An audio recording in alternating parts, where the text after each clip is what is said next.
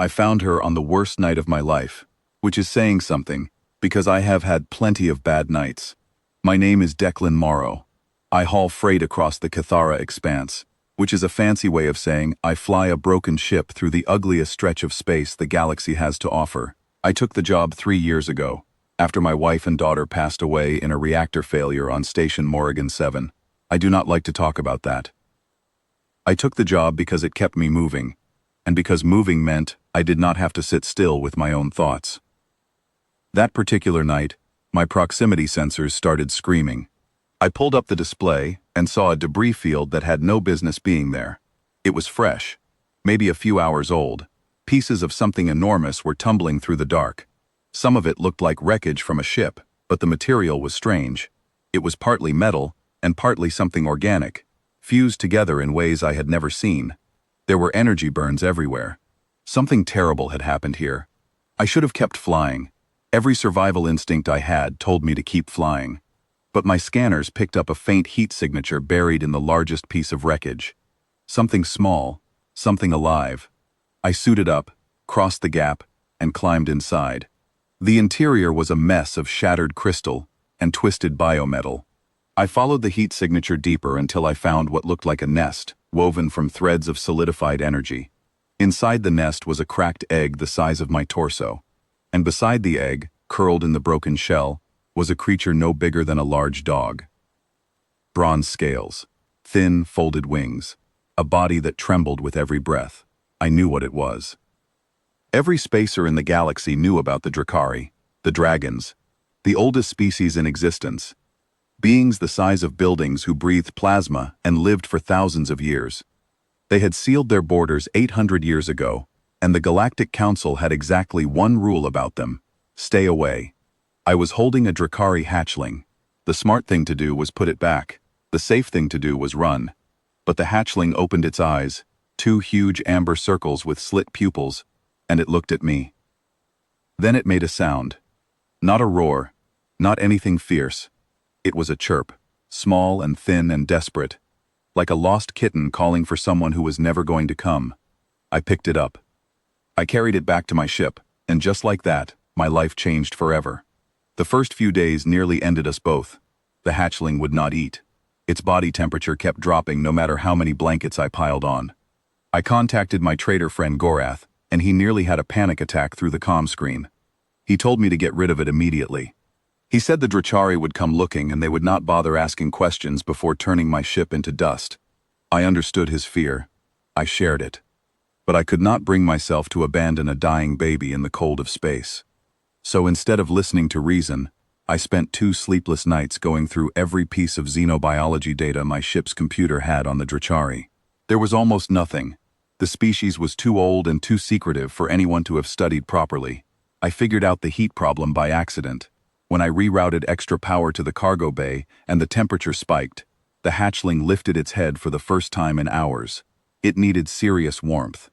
I tore apart my backup plasma conduit and built a makeshift heating cradle from coils and insulation blankets.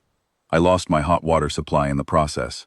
For food, I mixed liquefied mineral paste with the iron-heavy coolant from my reactor shielding. It was a guess. A desperate, stupid guess. It worked. The hatchling drank. Its temperature stabilized. It slept for 14 hours straight and woke up chirping. I named her Ember. I told myself it was temporary. I told myself I would hand her over to the council as soon as I reached a proper station.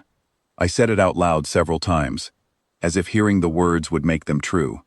But days turned into weeks, and weeks changed everything. Ember grew fast. Within 3 weeks, she was the size of a large wolf.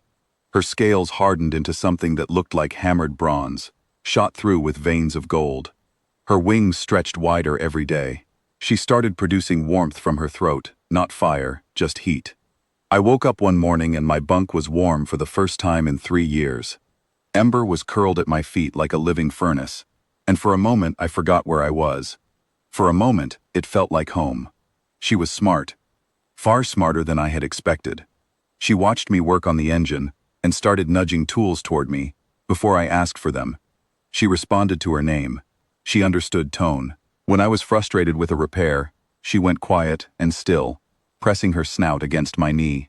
When I laughed, which was rare, she trilled and flared her little wings like she was celebrating. The Drachari are telepathic with each other. Ember was too young for full telepathy, but she could project emotions. Raw, unfiltered feelings that hit me like waves. Hunger, curiosity, contentment. And underneath it all, a loneliness so deep it made my chest ache.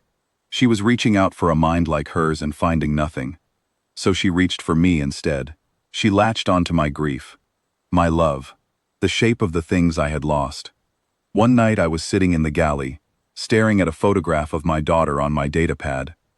I did this sometimes when the silence got too heavy. Ember crawled into my lap, which was getting harder as she got bigger, and she looked at the photograph. Then she looked up at me. Through the bond, I felt her question. Not words, not language, just a raw emotional shape that meant something like, "Where is the small one who was loved? Where did she go?" I held the hatchling and said nothing for a long time. Word got out eventually. I stopped at an outpost for fuel, and someone spotted Ember through the cargo bay viewport. Within hours, it was on every open comm channel in the sector. A human has a Drachari hatchling. The reactions were about what you would expect. Most species were terrified. Several stations refused to let me dock. The Galactic Council sent a diplomatic vessel with orders to take Ember and return her to Drachari space before I caused an interstellar incident. Black market dealers started sending me anonymous messages, offering enough credits to buy a planet. I deleted them all. I ran. My ship was small and slow, but the expanse was vast, and I knew every dead zone and sensor gap between here and the outer rim. I hid in the places no one bothered to look. During the chase, a crew of mercenaries caught up and boarded my ship. 3 of them cornered me in the cargo bay. 1 reached for Ember. She reared up and released her first true breath of plasma, a white-hot jet of light that melted a hole through the bulkhead behind them. The mercenaries scrambled off my ship faster than they had boarded, but afterward, Ember was shaking. Not from the effort, from fear. I felt it through the bond. She was not afraid of the mercenaries. She was afraid of herself. She had felt my fear and reacted on instinct, and now she was horrified by what had come out of her. I put both arms around her massive head and said, "Hey, look at me. You are okay. You did not hurt anyone. You are not a monster. You are just a kid." She pressed her snout against my chest, and through the bond, I felt something form. A concept. Clumsy and half-built, assembled from fragments of my own emotional language. "Papa," my breath stopped. My heart cracked open in a place I thought I had sealed shut forever. I did not correct her. They came without warning.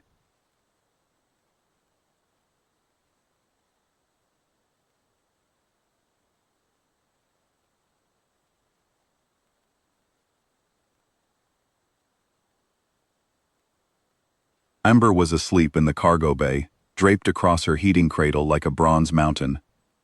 Then space bent. 3 Drachari warships folded into existence around me. Vessels the size of small moons, alive with pulsing light, built from the same fused biotechnology I had seen in the wreckage where I found Ember. They did not hail me. They did not fire. They just appeared. Then a voice entered my mind, not through my comm system, directly into my thoughts, a presence so vast it felt like standing at the bottom of an ocean. "You have our child." It was not a question. I should have been paralyzed. Part of me was. But a bigger part of me, the part that had spent weeks feeding and warming and protecting this creature, answered without hesitation. I used feelings. I pushed back everything I had done, every sleepless night, every rigged heating coil, every time I chose Ember over my own safety. I know, I thought. I have been trying to bring her home. Silence. Then other minds joined. Dozens. Hundreds. The Drachari were listening collectively, probing not my thoughts but my intent, looking for the lie, the angle, the scheme. They found a grieving father who had picked up a shivering orphan because he could not walk away. The largest warship opened, and a shuttle descended. From it emerged a Drachari elder, 15 meters tall, scales like black glass streaked with rivers of blue fire, wings that could block out a star. She landed on the hull of my ship, and the entire vessel groaned. I opened the cargo bay doors and walked out. A small man standing in front of something ancient beyond comprehension. Ember rushed past me toward the elder, then stopped. She looked at the great dragon. She looked back at me. She looked back again. And in front of the assembled telepathic consciousness of the Drachari species, my girl projected one concept louder and clearer than anything she had ever communicated. Papa. This is Papa. The elder studied me for a long time, not with her eyes, with something deeper. Through the collective link, I caught fragments of the Drachari deliberation. Most of it was beyond me, but I understood the core of it. They were stunned. Drachari hatchlings form a telepathic bond with their parents, called the first tether. It is the most sacred thing in their culture. It shapes the hatchling's mind and identity for the rest of their 1,000-year life. Ember's parents were gone. She should have perished without a tether. Instead, she built one with me, a human, a species so short-lived that, to the Drachari, we are barely sparks. But the bond was strong, stable, real. The elder, whose name translated roughly to "she who remembers the first fire," lowered her enormous head until one eye, larger than my entire body, was level with mine. "You are small," she communicated. "You are fragile. You will be gone before she learns to fly between stars." "I know," I thought. "And still you chose her." "She chose me," I corrected. "I just did not walk away." Silence again. Then she smiled. "I do not know how I knew that, but I did. That is why they bond with everything," she communicated to the collective. "They know how little time they have, so they waste none of it." The Drachari did not take Ember from me. They invited me into their sovereign territories. Not as a prisoner, not as a curiosity, as kin, as the recognized parent of a Drachari child. A status that had not been granted to an outsider in their recorded history. I am standing on the observation deck of a Drachari habitat the size of a continent, orbiting twin suns.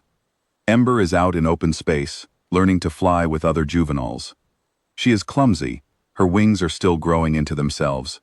But she is laughing. I can feel it through the bond. Pure joy, so big it fills every corner of my mind. She who remembers the first fire stands behind me. She has taken to checking on me. I think I amuse her. "The council has sent many requests for an audience," she tells me. "They mention your name. I am a freight hauler," I say. "I do not do diplomacy. You raised a dragon, human.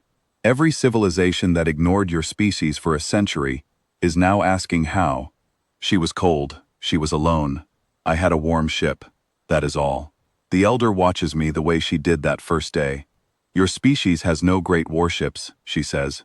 "No ancient technology, no telepathy, no empires. And yet a child of the first race calls you father. I think the galaxy has been measuring the wrong things."